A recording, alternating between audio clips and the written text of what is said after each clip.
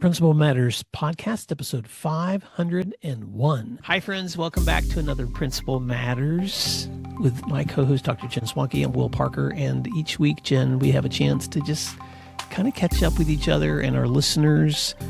We're coming into this episode after having celebrated our 500th episode recently. And man, as I look toward the future, I'm just so excited for the additional guests that we're going to have on the show, including Chris Jochum, who is a professor and an author. You guys are going to love the conversation that I have with him today. But before we do that, Jen, we usually do our Q&A. And this, I have a lot of opportunities to coach one-on-one with people. And sometimes people reach out to me through the podcast. Sometimes they reach out to me for some one-on-one reflection. So the question I'm going to bring to listeners is actually a combination of a couple of different people who've had similar struggles as they wrapped up the year. So I've worded it this way. I've been leading shorthanded with an assistant principal out on leave and without the kind of support that I really wanted for my central office. Any advice for wrapping up a school year strong when I'm feeling tired and discouraged? And I say that feeling that hurt of, how it is when you've wrapped up a year feeling a little beat up. But Jen, what are some thoughts you have for this leader as they're wrapping up?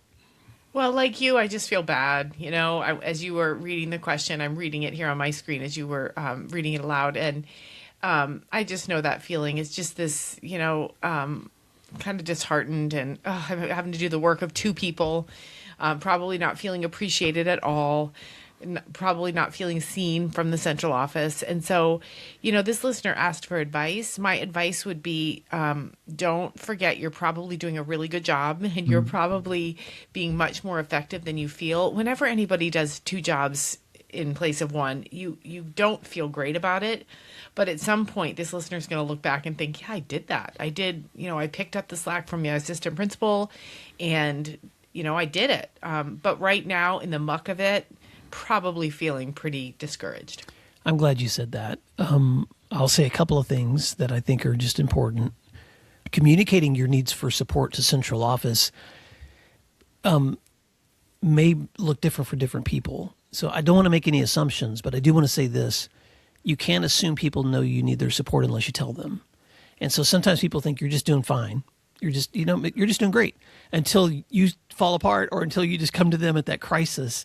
And so if anyone's listening that maybe is feeling that tension of lack of support, the question I also want to ask is, just like you would want your teachers to be direct with you or a student to be direct with you, your leaders probably would appreciate that kind of clarity from you as well. Maybe not. I know not every climate is healthy, Jen, but I do think that's an important element here is making sure that communication has been clearly defined. Well, and I, having been this principal, a lot of principals don't want to ask for help because they worry that it will make it look like they can't handle it. And that's absolutely valid. So that might be what this listener is thinking.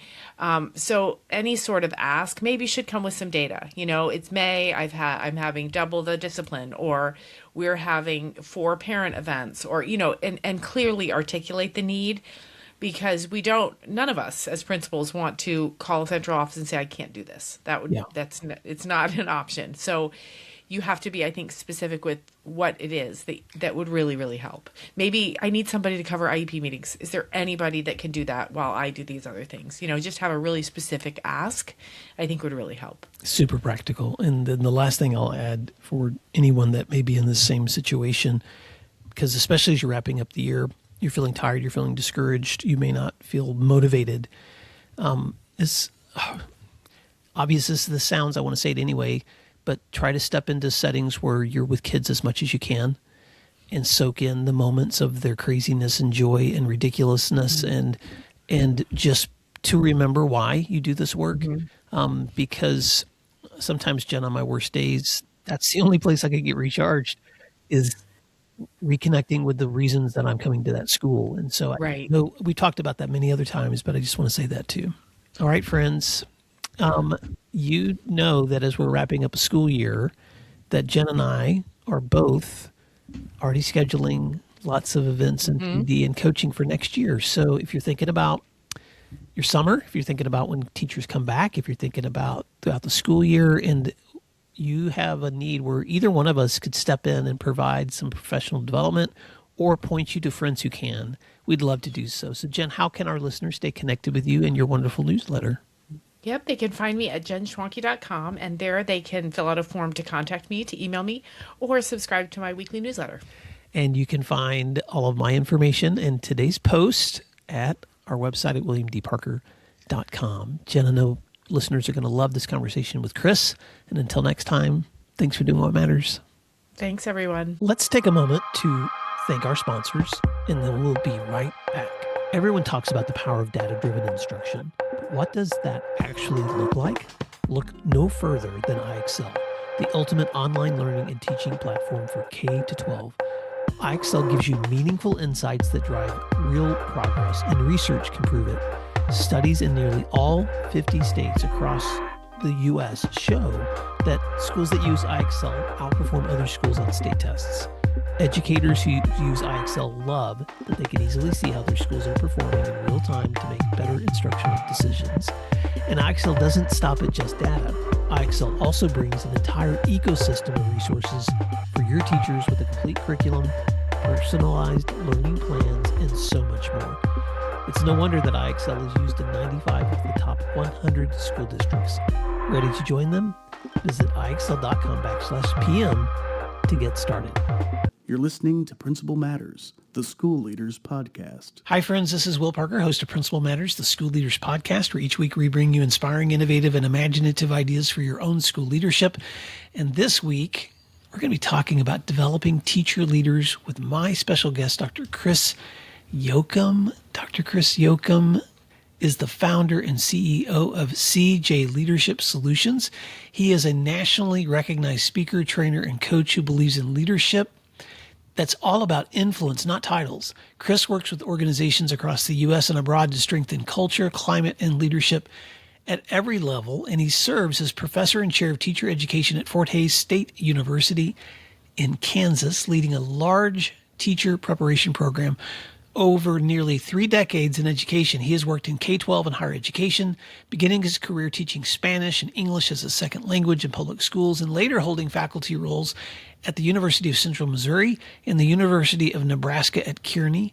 Chris's research centers on leadership development and the value of study abroad. He hosts the Department Chair Leadership Podcast and is the author of The Department Chair, A Practical Guide to Effective Leadership, and his newest book, You Don't Have to Leave to Lead, A Practical Guide to Teacher Leadership.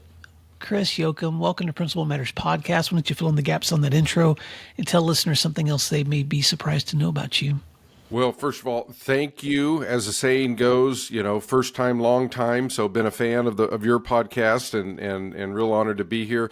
One of the things, I guess, that people might not realize that wasn't in the info, because you said I teach Spanish, so I do speak Spanish, or I used to teach Spanish, is that I also play guitar. And have played guitar and sing and have done gigs and things like that over the years. And so that might be something that people would not guess based upon the intro. Well, next time you're in Oklahoma or I'm in Kansas, then let's remember that, because there's nothing more fun for me to sit down and just hold the guitar and play a little bit and sing. And, I'm a country kid, but I can almost always find somebody that can sing John Denver's Country Roads. So maybe you can do that one with me. Same here. I'm a native Nebraskan, so yep, we probably have some of the same taste in music. I love it. Listen, you have a great new book. Thank you for the advanced copy that I was able to review, and I want to start there because this is a book for teacher leaders. And why does teacher leadership matter right now so much, and what's at stake if schools don't invest in developing leaders from within? Well, early on in the book, Will, I talk about, and a lot of you have probably heard this story about the field of diamonds story, right? About I believe as it goes, the African farmer who saw all of his friends, find their riches with diamonds across the countryside and sold everything and went all over, the country to find his own fortune. And, the irony is the person that bought his land in an area of his land that he had never really looked at found the largest diamond mine in the country. And I'm paraphrasing that, but I use that because I really do think that, first of all, there are many, many variables when we're talking about how we can address education, how we can affect student achievement, faculty morale, right? And and listeners know, we're dealing with humans.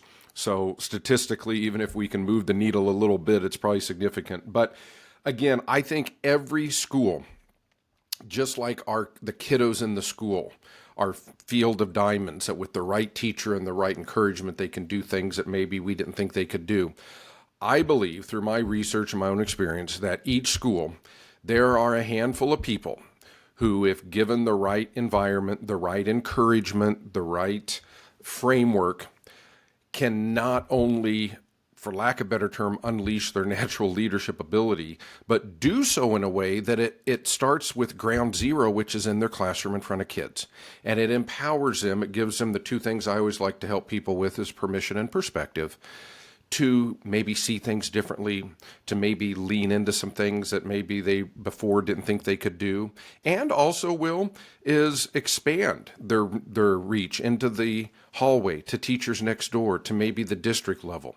So I have found through my research and through my practice, more importantly, teaching this, that I think the more we can do to enable our teachers to realize that they are already leaders without having the fancy title or 3 extra degrees, I think on a day-to-day basis, it really makes a difference in all of those things that we want to see improve in our schools.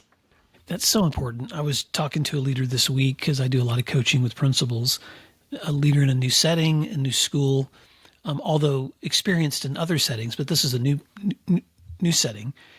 And we were reflecting on the goals that he has set, the development that he's done with his admin team towards reaching goals, the tension that he's feeling in trying to meet the needs of his teachers and students without overwhelming them. And I finally just asked this question because I was curious, Chris, and this wasn't an observation of criticism. It was just a curiosity. Tell me who you're inviting in among your teachers to become leaders. And he stopped for a second. And in that conversation, what we realized was, in his goal to protect his teachers, he wasn't necessarily inviting them into those leadership discussions, helping guide the outcomes of the school. And I can't agree with you more that you're setting, let's use the diamond or gold mine, whatever you want to call it, you're setting on a treasure trove of potential leadership in every classroom in your building if you invite people into the process of let's reflect together, let's talk together. So reflections on that before I ask the next question. Yeah, I appreciate that, because I think oftentimes, with the best of intentions, educators who, whether you're a first-year teacher or a seasoned administrator, the good news is that we all think alike and have similar instincts and want to serve kids. The other side to that coin is sometimes we are natural protectors, and it's easier for us to just do it. And so I think when you have those districts that have the formalized leaders that realize, that have what Brene Brown calls, I call this a leader's superpower's vulnerability, and that's because of the influence of reading Brene Brown's books. When they have the vulnerability to say, look, I can't do it all, and we are better together than individual, and they literally bring people to the table. It doesn't have to be their entire staff, but just bring certain stakeholders to the table. All boats rise. You are strengthening your team. It's no different than if you're coaching an actual athletic team. If every player gets better, not just the starters, guess what? You're going to practice harder. You're going to challenge each other. So that's where just to bounce off of your initial question there, that's why I think it's important, and really, really pleased when I see districts that are already doing that. Well, let's get nitty gritty, because sometimes we can talk about this in broad strokes, but what are some of the most important things, some practical ways that schools or principals can identify and support teacher leaders? Well, I would say, and this is, if we think about it, this is something that most of us as teachers, if we were asked, how should we address something in the classroom? How should we improve? Model. Every day, if as the leader of the school, the department, the district, and I'm a big on core values and daily habits, but if it is important, if we say it's important that we are going to empower others to serve, to have a stake, and to have a say, then we need to model that. And I think it's I hope I say the name right. You'll probably know it. I think it's Joe Sanfilippo that says, culture is created either, one conversation or 30 seconds at a time. And so that's what I tell people is, first and foremost, you don't have to roll out a special in service or a chart. Is just start by modeling it. And start and then cast and share the vision. Hey, this is what I believe in, and I want to empower you all to do this, and this is how I hope we can do it together. And as you know, Will, and the others that have been in the trenches as leaders, listen, this, despite our best efforts, not everyone's going to be on board with everything you want to do, and that's okay. That's okay. I'm going to go deeper, but before I do, I'm actually going to throw you a curveball because you have a really unique position, Chris, in developing future teacher leaders and current students of yours who are just seeped in the work of school.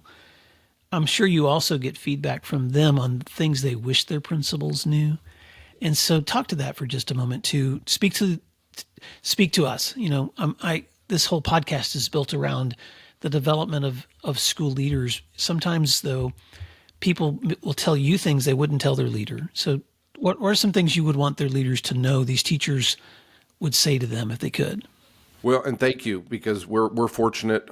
We have a very large program and a wide reach because we're virtual.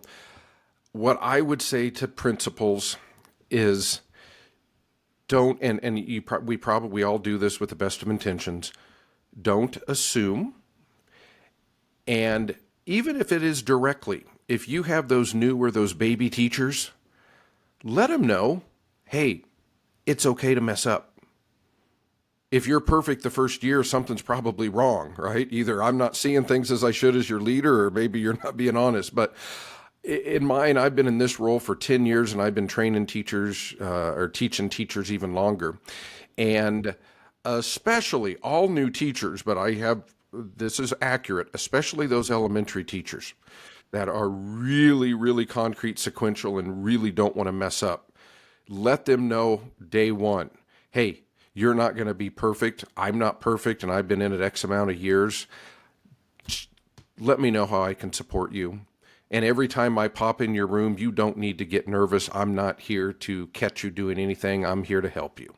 So that's what I have found over the years is these baby teachers go in and they are so motivated and they just don't want to mess anything up. I mean, they don't want a kid out of line when they go down the hall to specials. And I think when our principals say, hey, Will, you are perfectly imperfect.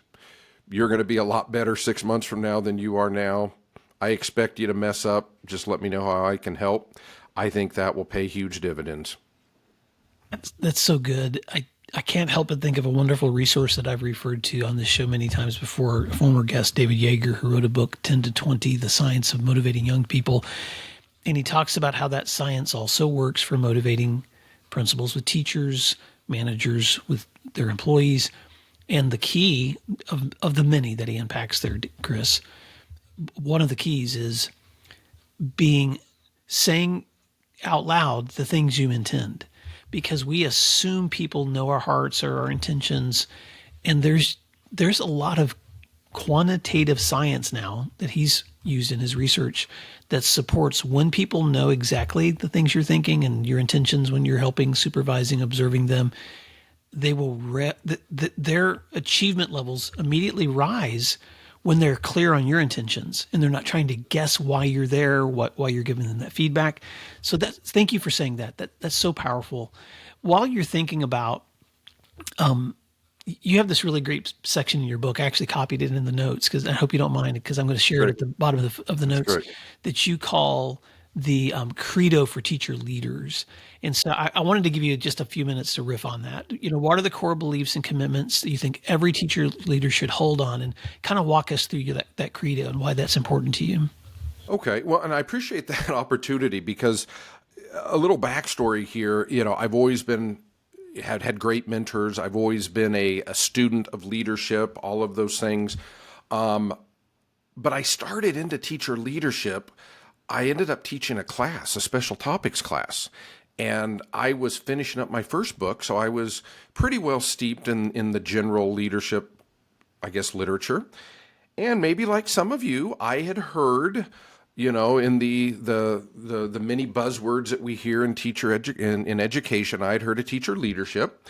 And so I started digging into it, and I said, you know what? Best way to learn something is to teach it. So that's what I'm going to teach this special topics class on. And so that was the impetus. And, side note, here we are 5, 6, 7 years later, and I've taught this to future teachers, to administrators. And so I do have proof of concept. So this started initially as I was training leaders in higher education. And I am my background is I believe in servant-based leadership. And so you could easily call this a servant leader's credo. And so what it is one time I was thinking, if I had a room full of brand new formalized leaders, and we had to raise our hand and say, okay, this is what I'm signing up for, what are some things we would say? And that's what this is. So, the first one is it's not about me, but it starts with me, right? It's not about me. Teachers, you know what? If we were responsible for doing our kids' homework, we wouldn't even have to get out of bed in the morning, right? It's not about me, but it starts with me. And then another one, and they could read these in the book. And if there's some specific ones you want me to touch on, I'd be happy to. But another one that will resonate immediately with teachers. And when I work with teachers, I have to get them to understand that they are every bit a leader as a Fortune 500 CEO. And that is, other people's irresponsibility will oftentimes become my responsibility. Right? Doesn't matter if you're a preschool teacher, AP chemistry teacher, certainly an AP, a dean of students, right? That happens every day. And so the reason I did this is, again, I like to give permission and perspective. Oftentimes, just like you were saying before with, I think, Yeager's work, is if we just call something out and realize, hey, this is going to happen. When it does, it's okay. I don't think we're as taken aback or even as fearful of it. We just kind of go with the flow. So that's where this came about, and where it's been useful is just getting educators who are natural leaders to understand, hey, you encounter stuff every day that in and of itself is leadership. And it's thing that formalized leaders oftentimes struggle to do outside of education. So just giving them their flowers for all the superpowers they have, but also permission and perspective to lean into those roles. Yeah, well, I'm going to take a moment, if you don't mind, the liberty to read the credo. Okay, I'm just going to read it out loud, the whole thing. Sure. There's eight of them. Sure. And the reason I want to do this is because someone's listening right now as they commute, or maybe you're on a run, or maybe you're at your desk, whatever. But I just want you to listen to these statements and connect them with the reality of your practice, because I think these are just such good reminders for every leader, teacher leaders, and anyone in leadership. 1, it's not about me, but it starts with me. 2, I must give up to go up. What got me here won't get me there. 3, I'm in the people business, and people are messy, and I'm a people. 4, other people's irresponsibility will oftentimes become my responsibility. 5, I will never have a perfect group of people, and they will never have a perfect leader. 6, I must be vulnerable. People will see my faults whether I admit them or not. 7, conflict happens every day, and that's okay. And 8, relationships and influence are not optional. Chris, those are so rich. And I know you could do, like, if I ask you to do a keynote, you could unpack every single one of those for the next hour. Like, yes, yeah. Yeah. But what other thoughts are like what resonating with you right now, even as I read those back to you? Well, first of all, I have to.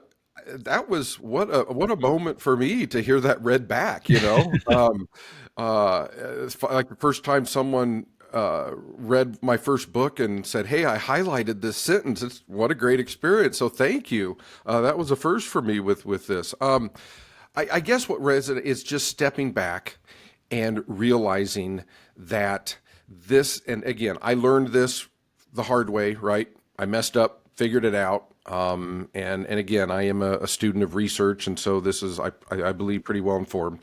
Just realizing that I have shared that with people in the corporate space. It is almost universal, and realizing that sometimes hard jobs are hard because they're hard. Hard jobs are hard because they're hard, and every teacher listening, I'll bet one or more, if not all of those resonates with you. And some of you, if you teach like kindergarten, probably before lunch, right? And so that's why that came about. And that's why so far it has resonated well with teachers, of all experience levels and parts of the schoolhouse, is because I think people are always shaking their head saying, I never thought of it that way. And, just like, group therapy is effective because we all sit around saying it's not just me. I think that has helped people realize that, oh, okay, yeah, conflict happens every day. I guess that's part of the gig. I'm prepared to deal with it. Love it. I just want to pause and say for a second, because I want to dig deeper into some of the other content from your book that I want to touch on. But I just want to say this out loud while I have the opportunity, Chris, because most of my guests on this show are people that are either within the sphere of school leadership, principals or former principals, superintendents, other consultants and authors that speak into this space too. But I just want to, for a moment, speak to the power of professors of education leadership, because I know you don't get accolades very often. So I want to give you some. When I think back to my own career in the trajectory of moving from teacher to leader, often it was my professors who were the bridge. They were the bridge because I had mentors within the school, my own principals, and then I had my own colleagues who were the teachers. But there were these professors who could stand in the middle and can connect the bridge between the two, because you're supporting both so much. You have a perspective that's so uniquely different. And I'm going to give a shout out to someone when I was working on my master's who was at Northeastern State University here in Oklahoma.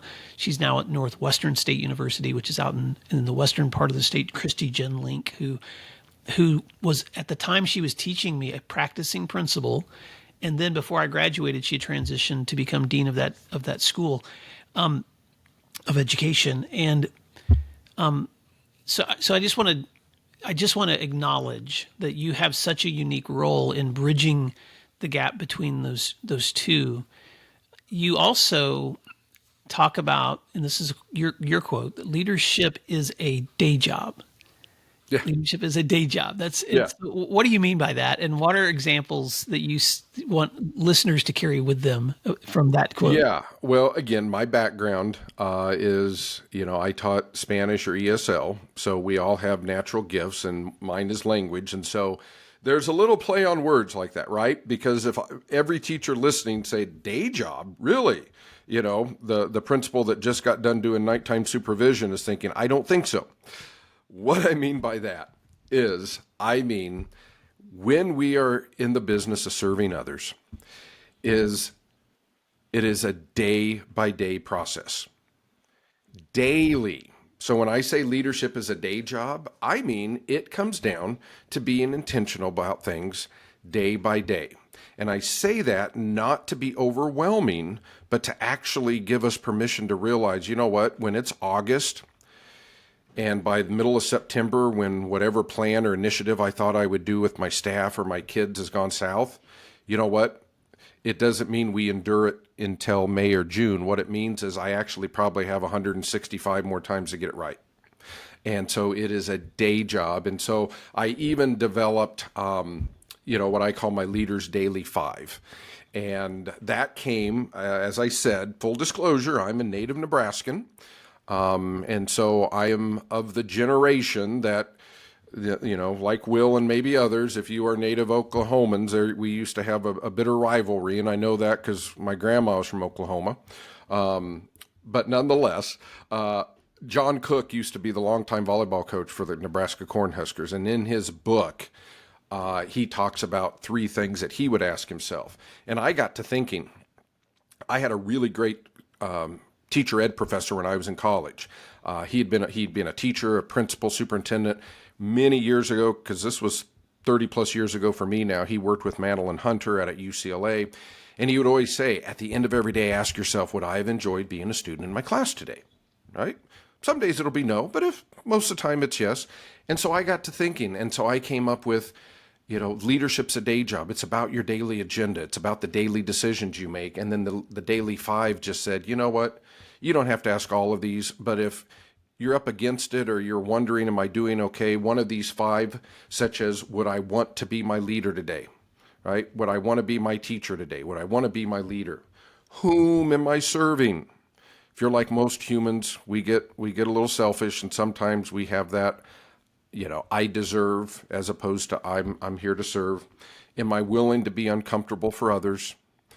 Who needs me today? Everyone on your roster needs you, but teachers get this. Sometimes there's that kiddo that he didn't need you yesterday and he won't need you tomorrow, but today he really needs you. I think Will would say that the adult teachers and the principals would say the same about the adults in their building, right? And then, am I improving others by improving myself? And I'm not saying put extra things on your plate. Are you just doing one thing, weekly basis, you name it, that you think, hey, you know what? I just learned something, and because of that, I think my classroom and my kids are going to be better off. So good. Would I want to be my teacher or leader today? Mm-hmm. Whom am I serving? Mm-hmm. Am I willing to be uncomfortable? Who needs me today? And am I, what was the last one? Improving others by improving myself. Correct. What great reflection questions, Chris. And I'm going to steal those because I have a lot of reflective tools I like to use when I'm meeting with leaders or even when I'm thinking through my own daily processes. And so I've got so many I've borrowed from friends, like the 5-minute coaching from my friend Frederick Buskey, or I use the coaching habit questions from Michael Stanier, or I'll often think about impact questions that I've learned from other friends. And so those 5 are so powerful. This may not, I'm going to try to ask this question as it relates to some of the other content from your book. The relational realities of leaders that people don't often talk about, but every teacher leader should know. You touch on that. So what are some things you want leaders to think about when it comes to those relational realities? Well, again, because my background is teaching and I like to package things in ways that, we can digest. I actually, have 8 relational realities. And, a couple of those that really seem to resonate when I'm in front of faculty, be it new teachers, experienced teachers, admin. The first one, and it is actually number 1, and the numbers are just arbitrary, is that I say, control yourself, influence others. And I think this is so important for teachers because teachers are other-centered. They have big hearts. And a lot of times what makes a good teacher is they're intuitive. And so when they stand in front of that class or they work with that kiddo and they're struggling or that kid's upset, it's natural for us to say, oh my gosh, what did I do wrong? Am I messing up? Am I a bad person? And at best, we can control ourselves and influence others. All that we ask students to do, and this, especially as a principal, like think about it. It's all social influence, right? It's all social influence. We can't lay hands on a student and force them to do anything. Teachers teach 5-year-old kids how to read through influence. So at most we can control ourselves and influence others. Another one that I like to remind people of is that, and this especially is important for teachers that really have leadership leanings and even acknowledge it, but working with the big human scares them, is that disappointment is not detrimental. Humans, especially adults, are fully capable of being disappointed. The definition of detriment is it's not harming them, right? And so oftentimes when I talk to people and say, you know what, delivering news to somebody that, hey, we have to make a change to your schedule, you have done nothing wrong to them. You might disappoint them, but they're capable of living with that emotion for a while. And if the only reason that you're not making a decision or having that conversation, be it with a student, a parent, or a colleague, is I don't want them to be upset, realize that they're capable of feeling that emotion. Well, Chris, you know what I'm going to do? I'm going to read all of them. Because these relational realities are so good. Yeah, I can read them. Sure. Could you just read the others on there too? Because these are so powerful. Keep going. Yeah. Okay. So the first one is control yourself, influence others. The second one is disappointment. As I said, disappointment is not detrimental. Number 3 is people reflect and project. 4 is assurance through abundance. 5, take care, not caretaker. 6 is narratives nurture notions. 7 is 2 truths, 1 reality. And then 8 is autonomy allowed. And all of those are so, what I love about those, in Principal Matters listeners, I will refer you to the book because Chris unpacks every single one of these in the book. But what I love about these, Chris, is they're really handles for moments when you're in a situation where you need wisdom to just reflect back on, hold on for a second. 2 truths, 1 reality. I've got 2 different versions of the story coming at me right now. It sounds like they disagree with each other. One may think the other's lying or that they're not being completely honest. And there could be some truth involved in that. But there's 1 reality that happened here, but maybe more than 1 perspective on that reality. Yes. Too. And so there's so much wisdom in the way that you unpack that. I want to be able to wrap up this conversation by letting Principal Matters listeners know how they can stay connected with you, this wonderful resource, and any parting words of advice that you would have for them, Chris. Well, first of all, the easiest way to find me, get in touch with me, is go to my website, and that is cjleadership.com. You will find a place where you could email me, or if you want the email, it's chris@cjleadership.com. And anything you want, please email me questions. As Will said, I have experience with speaking and training, would love to talk about that. So again, cjleadership.com. And I guess, I think you asked parting, advice or words of wisdom. I just continually to our K-12 educators. And that, like our friend Darren Peppard says, that's staffalty, right? If you are an adult that is serving kids, I don't care what your title is, thank you for the work that you do. And I mean that sincerely. Thank you. Every day you show up and do things that mere mortals cannot do. And you engage in conversations and you influence others in ways that most people, even with a big leadership title outside of K-12, they just don't have that opportunity. So thank you for doing that. Your work matters. It's hard because it's hard. And realize that your work, when we work with kids, if we teach the child, we will impress the adult. So like I tell my students, it might be delayed gratification. It might be 10 years down the road where you get an email or a text saying, hey, you may not have realized this, but you meant a lot to me. But I tell you what, there's going to come a time, if they don't tell you while they're growing up, they will let you know when they have grown up just how influential you were. So true. Well, let me give a couple of shout outs before we forget. One is to our mutual friend, Darren Peppard, who introduced us, Chris, and gave us the opportunity to connect, not just through the podcast, but offline and outside of this recording session. So thank you, Darren, if you're listening, for introducing me to Chris. And then, Chris, I just want to say to you as we wrap up too, and I said this earlier, but I know you have an audience of people you speak to directly, and they may be listening to this show at some point too, because I'm sure we'll share each other's shows with our listeners. So I just want to say to you what I was talking about earlier, how important the work you do is too, because you're building future leaders. You're bridging often between leadership and teachers. You're influencing and equipping people that are going to step into these situations in these schools that care deeply about kids. And man, we need quality support and learning happening at every single level, especially at the level that you're at. So thank you for the wonderful work that you've done, the great books you're writing. We'll put a link to your new book in the show notes. And so Principal Matters listeners, you'll find a copy of You Don't Have to Leave to Lead, a practical guide to teacher leadership in our show notes.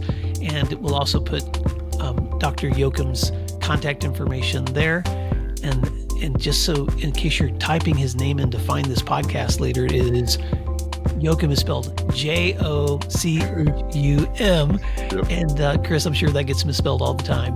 But until next time, thank you so much for doing what matters, and we'll talk to you again soon. You'll find free resources like this one at williamdparker.com. Subscribe for our free weekly newsletter, which contains bonus material, and also check out the links for Grow Academies, Masterminds, Executive Coaching, and Keynote presentations from my books, as well as from Principal Matters Associates.